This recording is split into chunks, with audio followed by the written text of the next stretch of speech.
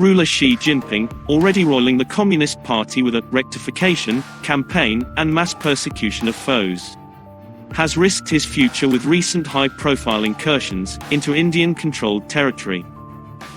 While President Xi Jinping has shown that he is good at political mobilization of the army and perfected the art of intimidating other countries, he is yet to show that his military is worth fight in a battlefield.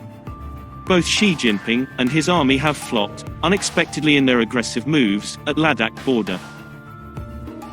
What will be Xi's next move is in question. President Xi Jinping is the architect of recent aggressive moves against India, and his People's Liberation Army has unexpectedly flopped against the ferocious fightback by the Indian army. As an architect of these aggressive moves, and the Chinese army's failures on the Indian border will have consequences.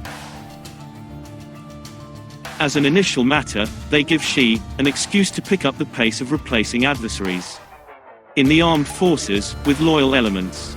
Heads, therefore, will roll. More importantly, the failures motivate China's aggressive ruler, who as chairman of the party's Central Military Commission, is the leader of the PLA, to launch another offensive against Indian positions. Beijing is accustomed to getting its way in disputed territory, especially because they thought Indian leaders and soldiers psychologically paralyzed by their loss in the 1962 border war with China, which played only defense during the war.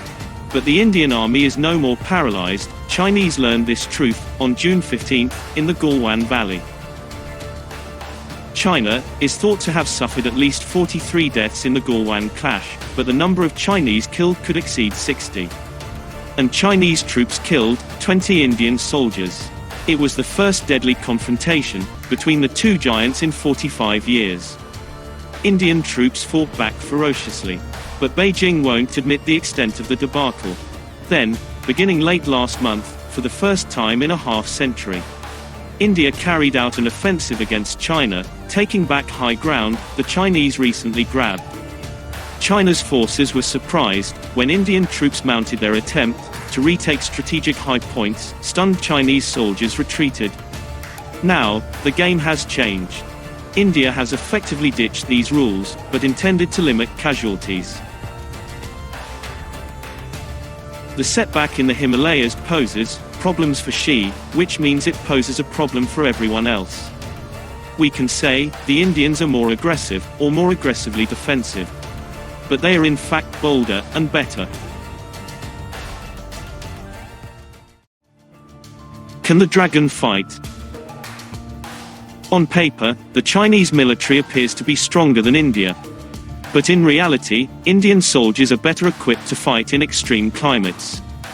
Harvard Kennedy School says that India's air force is more powerful than China's. The ground force of the People's Liberation Army can move against undefended targets, as a series of incursions south of the line of actual control demonstrate. But it is not clear how effective it is in battle. India is not giving the invaders the opportunity to improve.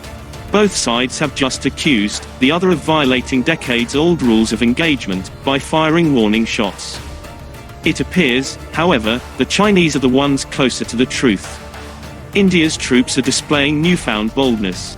Gordon G. Chang writes in an article that President Xi Jinping is good at political mobilization of the army, and that he can spend large sums on military equipment. He has also perfected the art of intimidating other countries, and is yet to show that his military is worth a damn in a fight. Its last major engagement was in 1979, when, in the effort to teach Vietnam a lesson, the Chinese launched what they called a defensive counterattack into Vietnamese territory, and, in the process, were repelled and humiliated by their much smaller neighbor. Other nations will take notice that China's military is deficient. Yet the failure to push around the Indian military means Xi's ability to intimidate anyone is much reduced. Unfortunately, it looks like China's leader, who had looked invincible, now has something to prove.